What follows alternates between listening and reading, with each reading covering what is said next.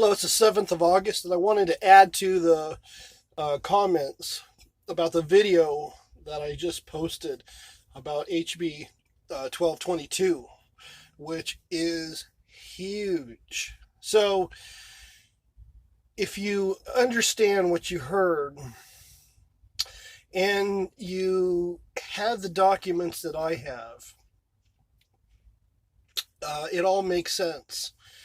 Um, there is a spreadsheet out there that you can get a hold of that shows all of the HOA complaints against homeowner associations in Indiana year to year.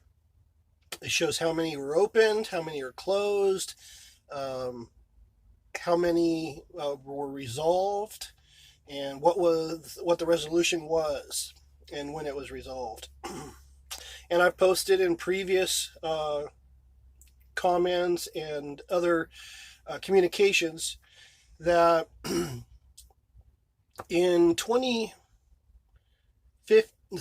and 16 and 17, there were over 100 complaints. It was 200 complaints year to year. So about 100 complaints a year, which is significant for Indiana, for the number of homeowners associations to have that many complaints. That in itself should raise some red flags, but apparently it doesn't. And now I know why.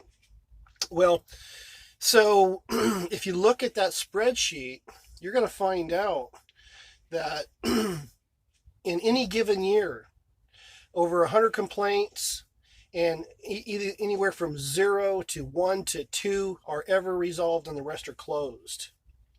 And usually comments are something like, no fraud found, or some kind of excuse on why they couldn't prosecute. And I have an email from the Attorney General's office of a tweet that I had posted asking for help with the HOA problem. And I got an email back telling me that they cannot help me because they represent or work with some of these organizations. They didn't put specifically which ones, but we know exactly which ones now. So if you understand these two things, and then you see the video, and you see that the Attorney General's office was in the room at the time that they were voting on HB 1222, and they used that as an opportunity to reduce and help remove your rights, which they ultimately did in HB 1074, which came afterwards, you'll realize that this has been a conspiracy all along. It's been going on for years. I'm going to post the email from the Attorney General's office with his statement about them representing some of these organizations. When I saw the email, I couldn't believe that they were admitting that they did this, that they represented these people, and that's why they couldn't help. Well, now it makes sense.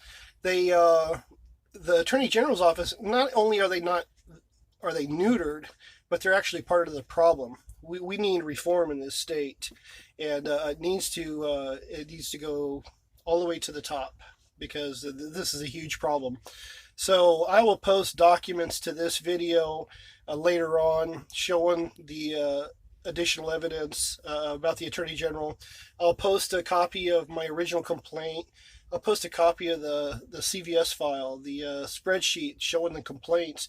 Now, there's newer versions of it out there, but I think you get the idea. They have no interest in doing anything for anybody other than themselves.